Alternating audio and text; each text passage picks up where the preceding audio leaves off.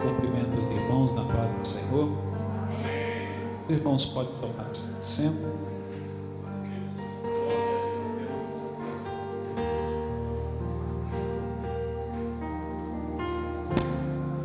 Glória a Deus.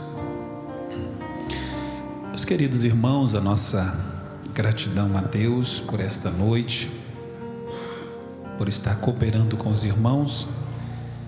Quero convidar você a abrir a sua Bíblia no livro dos Atos dos Apóstolos, capítulo de número 8.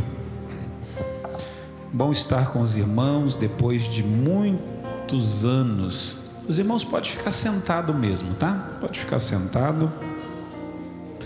Pode ficar como no dia de Pentecoste.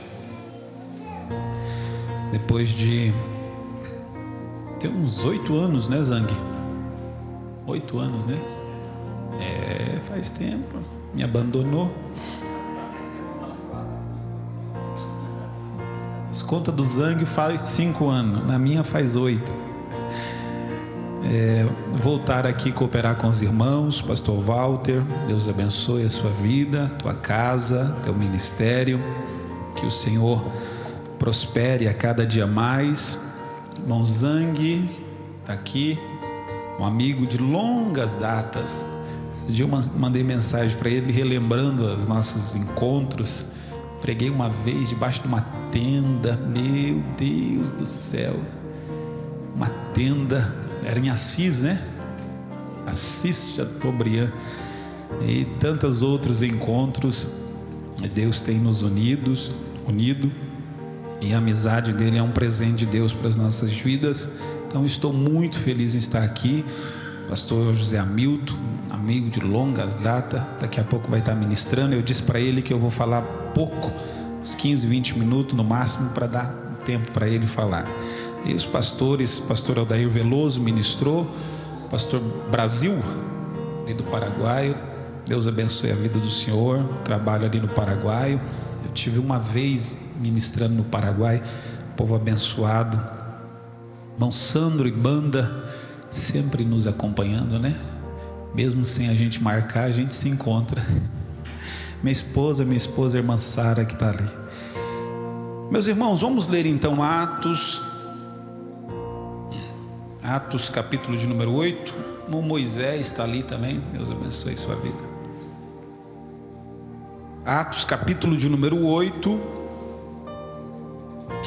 o verso 1.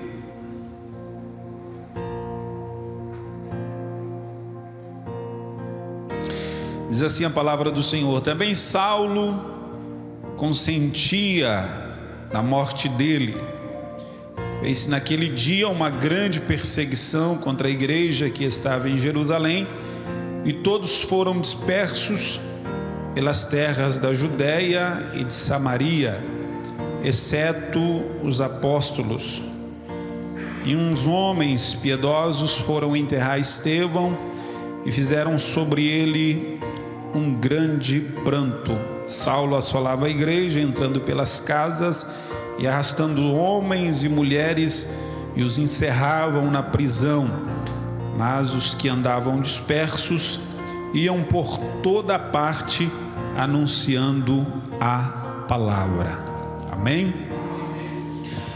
Meus queridos irmãos, esse congresso, o primeiro congresso de missões, durante essa semana o Senhor aqueceu essa palavra no meu coração. Capítulo de número 8 vai falar sobre, na minha opinião, talvez seja um dos eventos mais importantes no sentido de despertamento, reavivamento de uma igreja. É o capítulo de número 8, porque vai falar do evangelho sendo pregado em Samaria. O capítulo de número 8, ele tem uma conotação com o capítulo de número 1. Capítulo de número 1, verso 8. Ele tem uma conotação com o capítulo 8, verso de número 1. Por que eu digo que o capítulo 8, verso 1 tem uma conotação com o capítulo 1, verso 8 de Atos dos Apóstolos? Se os irmãos perceberem, o capítulo de número 1 de Atos e o verso de número 8, o Senhor Jesus vai dizer para os discípulos, para os apóstolos, que eles receberiam poder. Vocês vão receber poder ao descer sobre vós o meu Espírito. E o Senhor Jesus diz para eles: vocês serão minha testemunha em Judeia, na Samaria e até os confins da terra. Os discípulos receberam essa promessa, essa palavra profética da parte do Senhor Jesus. E o Senhor Jesus disse para eles não se ausentarem de Jerusalém, para que eles ficassem no cenáculo. Capítulo de número 2, eles estão no cenáculo, e a Bíblia diz que ali, de repente, o Espírito Santo entrou dentro do cenáculo. Eles foram cheios do Espírito Santo e começaram a falar em línguas, conforme o Espírito Santo lhe concedia que eles falassem. É interessante que esses discípulos, esses homens que estão num grupo de aproximadamente 120 pessoas dentro do cenáculo, eles não começaram com 120, eles começaram com 500 pessoas. A Bíblia diz que um grupo de aproximadamente 500 pessoas viram Jesus ser assunto no céu. Eles estão num período de 10 dias orando, buscando, clamando, desejando o mover, o descer, o cumprir da promessa de Jesus.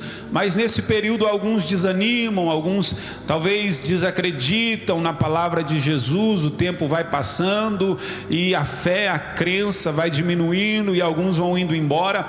120 estão ali e 120 recebem a promessa, o batismo, o dunamis, o poder, e eles saem evangelizando, pregando. Tanto é que a Bíblia diz que na primeira pregação do apóstolo Pedro, aproximadamente 3.000 pessoas recebem, creem, estão convictas, estão desejosas, receptíveis à promessa, à graça do Evangelho.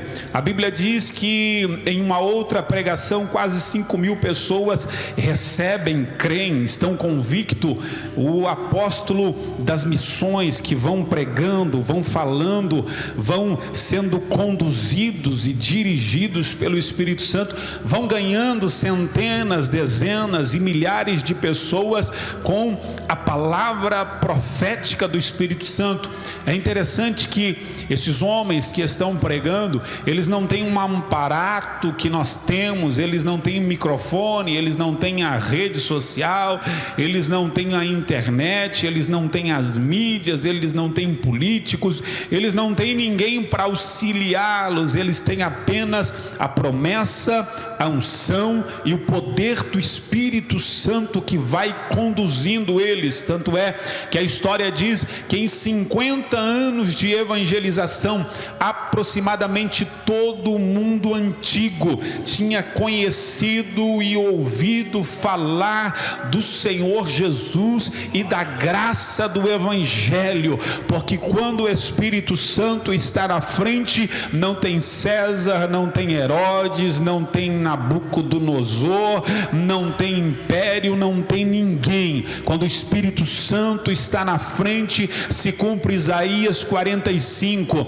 eu irei adiante de vós, endireitarei os caminhos tortos, quebrarei os ferrolhos de ferro, os cadeados de bronze, eu te darei os tesouros escondidos e as riquezas encobertas, para que vocês saibam que eu sou o Senhor, do nascer do céu ao pôr do sol, Ele é o Senhor. O que faz a diferença desta igreja missionária é a capacidade e o mover do Espírito Santo, que vai na frente, quebrando todos os empecilhos, convencendo grandes e pequenos, convencendo os que estão na cidade, os que estão no campo. Eles não têm riquezas, eles não têm honra humana, eles não têm influência humana, mas eles podem estar subindo no templo para orar, e se tiver um enfermo pedindo esmola, eles dizem: olha, eu não tenho prata, eu não tenho ouro, mas o que eu tenho eu lhe dou, no nome de Jesus. Levanta e anda. E quem está enfermo, levanta, e não levanta titubeando, caindo, levanta saltando, glorificando, exaltando e dizendo: só o Senhor é Deus, porque esta igreja, ela tem a unção do Espírito Santo. O que faz ela crescer é o Espírito Santo que está na frente dela, para a glória do nome do Senhor dos Exércitos. Essa igreja cresce assustadoramente. Tanto é que no livro do Atos dos Apóstolos, alguém vai gritar um dia dizendo assim: estes homens que têm avassalado, perturbado o mundo, chegaram até aqui. Só que no capítulo de número 8, essa igreja, ela cresceu. Os irmãos vendem as suas propriedades e vêm aos pés dos apóstolos, coloca o dinheiro, a riqueza.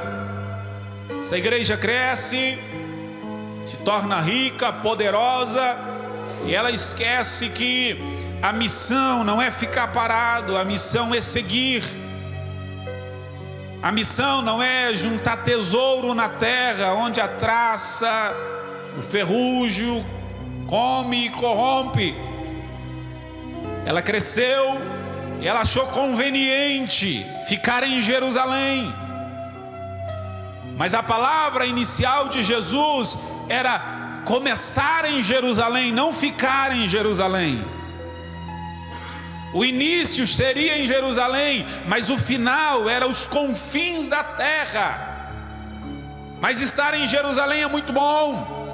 Nós temos os discípulos, nós temos os apóstolos, é aqui onde tudo começou, é aqui onde os irmãos vêm, é a cidade do grande rei, ela tem nome, ela tem conhecimento, ela tem influência. Então, se a promessa de Atos 1 e 8 para em Atos 8 e 1, Deus precisa interferir na história mais uma vez. Então, se a igreja não vai, Deus precisa mover a sua mão. E sabe como Deus move a gente? Deus não move a gente colocando em uma rede. Deus não move a gente levando para um retiro.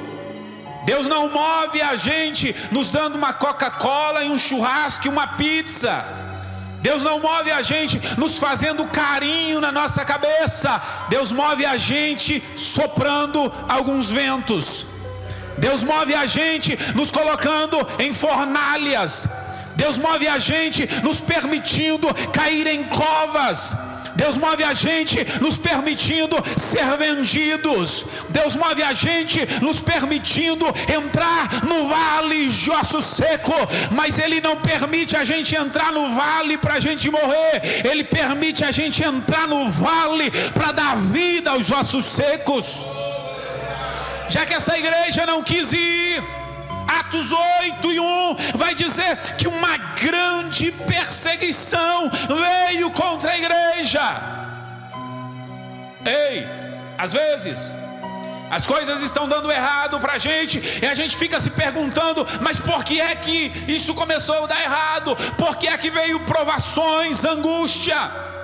E a pergunta esta noite, para mim e para você, é essa: como a gente está vivendo? A gente está vivendo os Atos 1 e 8, ou a gente está vivendo Atos 8 e 1 sossegado, tranquilo, porque agora está tudo bem? Agora eu estou bem financeiramente, agora eu estou próspero, minha família está boa, tenho saúde, tenho um carro, tenho uma casa, está tudo tranquilo. Mas de repente Deus permite que as provações, as perseguições venham, não para nos matar, mas para a gente se levantar e dizer: espera aí, tem alguma coisa errada, eu preciso olhar um pouco mais para Atos 1 e 8 e dizer que eu comecei em Jerusalém, mas eu não posso ficar aqui. Há alguém que necessita de uma palavra, alguém que necessita de um hino, alguém que necessita de um louvor. E o Senhor está olhando para nós, igreja do século 21, e dizendo: é conosco, é o nosso tempo, é a nossa época, é a nossa estação.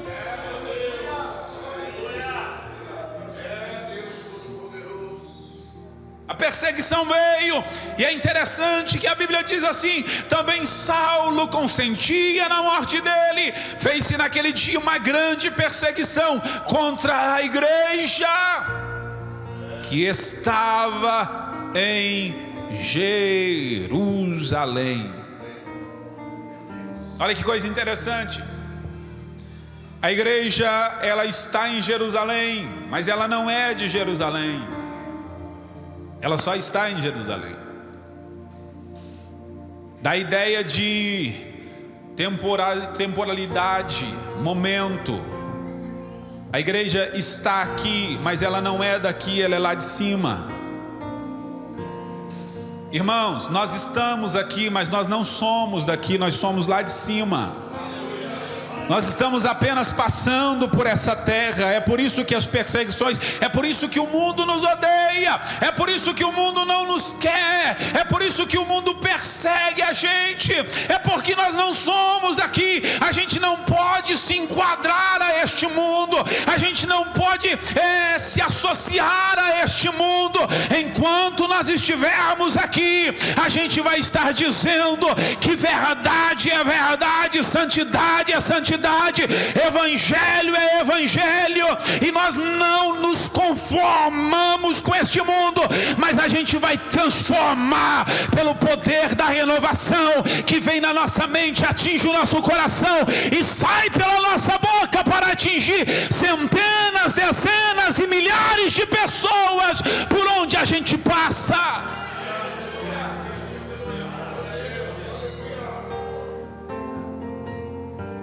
É triste ver que em muitos lugares a igreja tem se associado ao mundo.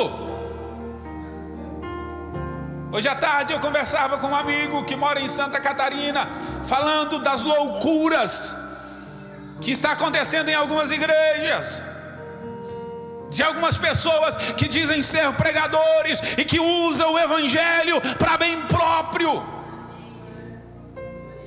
para arrancar dinheiro das pessoas, para promover o seu nome.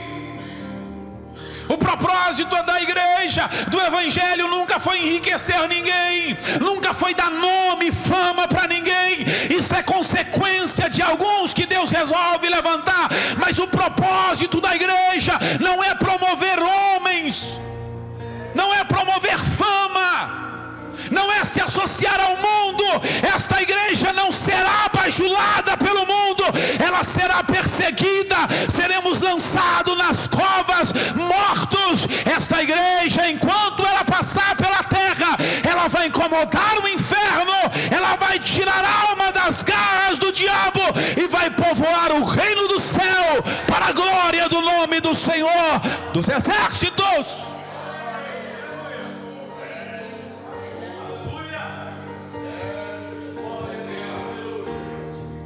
Se você está sendo perseguido, sinta-se um privilegiado esta noite, porque a Bíblia diz que no mundo nós teríamos aflições, perseguições, mas Jesus disse: tem de bom ânimo, eu venci o mundo. Jesus estava dizendo assim: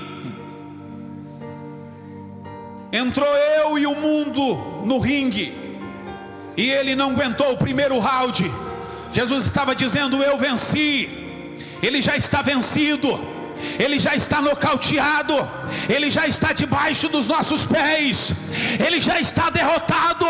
O mundo pode se apresentar como vencedor, mas ele já foi derrotado. O propósito e a missão da igreja é ir de força em força, força em força, graça em graça, poder em poder, virtude em virtude, honra em honra, plenitude em plenitude, até chegarmos em Sião, na presença de Deus.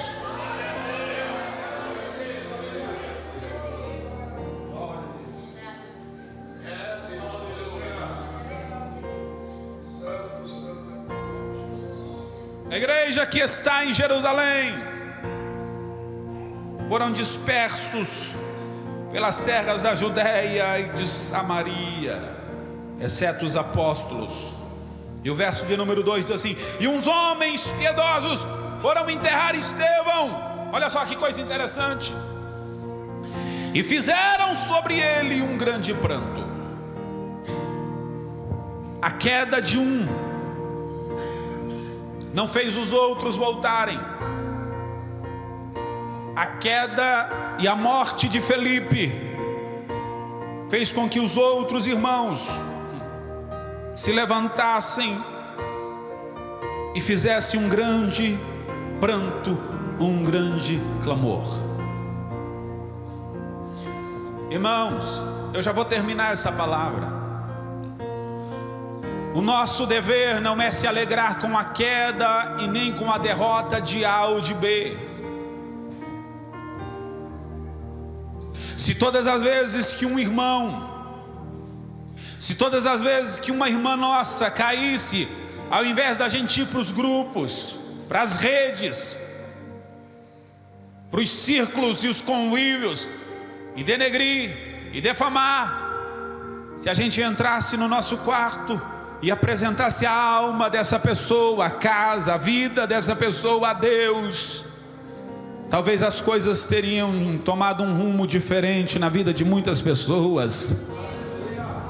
Porque só cai quem está na frente da batalha, irmão. Ninguém que está atrás, escondido, debaixo da mesa, debaixo da cama, atrás da porta, ninguém que está na retaguarda é atingido. Só é atingido quem está na linha de frente, quem está dando uma cara. Se alguém caiu é porque um dia ele esteve na linha de frente, e o diabo não perdoa, o diabo não tira férias. Quando Jesus venceu ele, a Bíblia diz que ele se retirou e ficou de longe olhando, esperando o momento para atacar Jesus. Se ele esperou para atacar Jesus, quem somos nós? Se não for a graça e a misericórdia de Deus que nos segura e nos guarda debaixo da sua sombra. Se você conhece alguém, escute o que eu vou dizer. Se você conhece alguém que está afastado, que por alguma circunstância dessa vida desanimou, caiu, voltou, em nome de Jesus, hoje ou amanhã, pegue o teu telefone.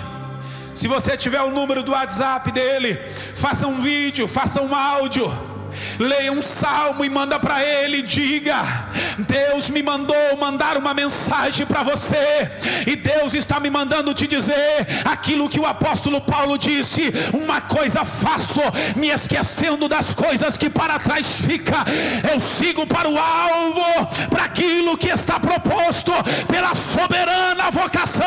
Diga para ele: Deus ainda tem um propósito na sua vida, e ele vai te levantar das cinzas.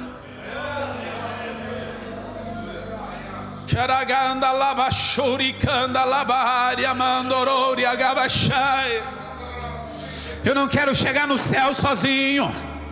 Eu não quero chegar no céu sozinho. Eu quero chegar com você, minha irmã, meu irmão, você que está me ouvindo pelo Facebook, pelo YouTube. Deus ainda tem uma verdade na sua vida. Eu creio e profetizo que a tua família ainda vai dizer: eu e a minha casa serviremos ao Senhor. Sheika manda lava suri mikanda lava sharia.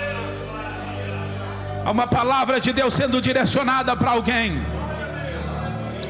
Há uma palavra de Deus sendo direcionada para alguém essa noite. Será que você pode levantar uma de suas mãos e glorificar a Deus esta noite?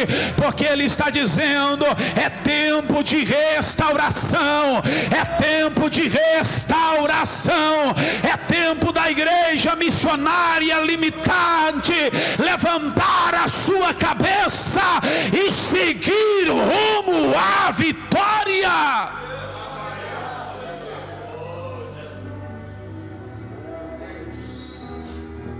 Eu termino essa palavra. Eu termino essa palavra dizendo: Saulo, verso 3, assolava a igreja, entrando pelas casas, arrastando homens e mulheres, os encerravam na prisão. Mas os que andavam dispersos iam por toda parte, anunciando a palavra. Mas Saulo, escute isso, eu termino. Mas Saulo assolava a igreja, entrando pelas casas. Entrando por onde? Entrando por onde? 1, 2, 3, entrando por onde? Assolava a igreja, entrando pelas casas. Assolava a igreja, entrando pelas casas.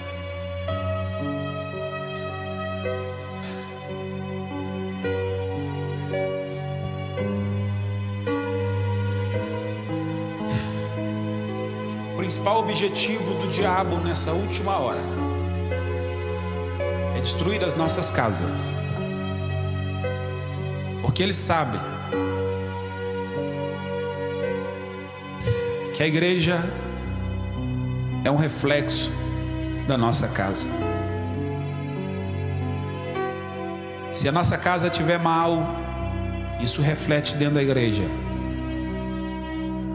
A gente cresceu ouvindo que a sociedade é a célula máter, ou a família é a célula máter da sociedade. O que o diabo fez? Destruiu as famílias. E olha como que está a nossa sociedade. Durante quase 15 anos,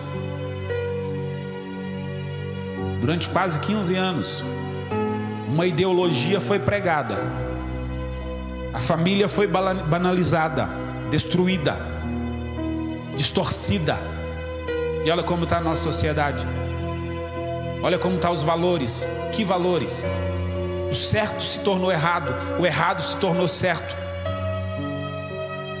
O justo se passa por ruim e o ruim se passa por justo, mesmo estando preso.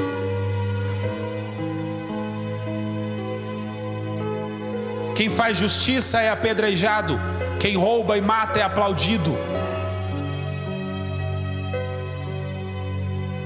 Assolava a igreja, entrando pelas casas. Olha como está a nossa igreja. Olha como estão as nossas igrejas. Olha como estão as nossas casas. Olha como estão as nossas famílias. Filhos não respeitam pais. Pais não se comportam como pais. Chega a dar medo, irmãos. Chega a dar medo. Quando a gente olha essa geração que está surgindo, filhos não respeitam pais. Eu não sou tão velho assim, mas eu me lembro que enquanto pai e visita estivesse dentro de casa, a gente não passava na frente. A gente dava a volta, dava benção quando chegava, pedia benção quando saía. Hoje o filho é o primeiro que senta na mesa, bate na cara do pai, chama de velho, coroa, sai, volta a hora que quer, com quem quer, como quer, se veste do jeito que quer. Assolava a igreja, entrando pelas casas. As nossas casas e as nossas famílias precisam de uma restauração espiritual. A autoridade precisa ser voltado para a mão do sacerdote. O diabo não vai destruir a nossa casa. Se ele bater na porta da tua casa hoje, quem vai abrir vai ser o Espírito Santo. E vai dizer: essa casa já tem dono, essa casa já tem morada. Hoje você vai chegar naquela casa, irmão, e vai varrer a casa. Mas antes de varrer a casa, você vai acender a candeia. Depois que você acender a candeia, você vai varrer a casa até achar a dracma perdida. Quando você achar a dracma perdida, você vai convidar os teus amigos e as tuas vizinhas e vai dizer: eu achei a dracma perdida. A alegria vai ser restaurada na nossa casa. O diabo não vai mandar na nossa família. Vai chegar um tempo em que nós vamos entrar na igreja e vamos dizer o que Josué disse: eu e a minha casa serviremos ao Senhor. Não vai destruir a tua casa, não vai destruir a tua família. Você não vai visitar o teu filho no presídio. Você não vai sair pelas ruas de Cascavel, Toledo ou qualquer parte do Brasil para procurar o teu filho em qualquer via desta rodada da existência humana. Não. Se você tiver que buscar ele, vai buscar em uma vigília no meio do monte, orando a Deus, embriagado no Espírito Santo. Este é o propósito de Deus para a tua vida: é restaurar a tua casa para a glória do nome do Senhor Jesus.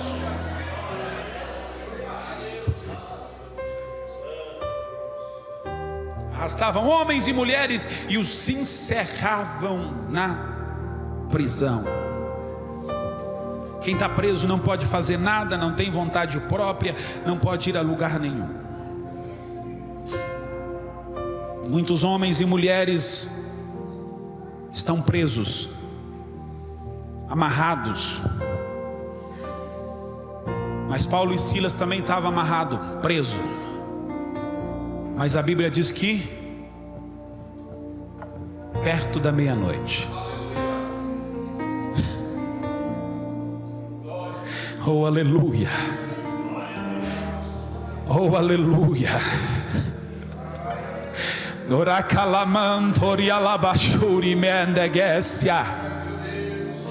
estavam presos e amarrados, mas perto da meia-noite, um olhou para o outro e disse: vamos orar, vamos adorar, vamos. Se você colocar na tua casa oração e adoração, perto da meia-noite, a Bíblia diz que Deus mandou um terremoto tão grande que as cadeias, as correntes caíram, as algemas saíram, eles foram libertos para a glória do nome do Senhor dos Exércitos. Se você colocar louvor e adoração na tua casa e fechar a porta na cara do diabo, ele vai trazer libertação para a tua vida, para a glória do nome do Senhor Jesus. Levante a sua mão comigo, feche teus olhos. Senhor meu Deus e meu Pai, olha os teus filhos com as mãos erguidas, Senhor.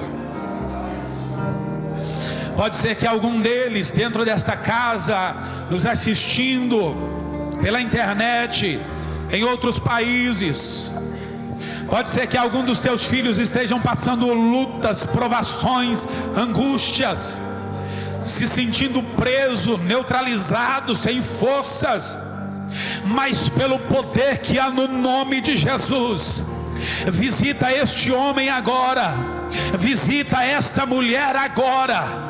Dá ordem aos teus anjos, do norte ao sul, do leste ao oeste, do Iapoque ao Chuí, nos quatro cantos da terra. Dê ordem aos teus anjos, e que eles voem, Senhor, levando brasas vivas, levando vitória, levando libertações. Que os demônios saiam, que os demônios saiam, que os demônios saiam, que a enfermidade saia, que a enfermidade saia, e que a cura, a libertação e a salvação venha sobre a casa, a família, a igreja do Senhor Jesus. É a nossa oração em nome de Jesus Cristo. Amém, amém e amém.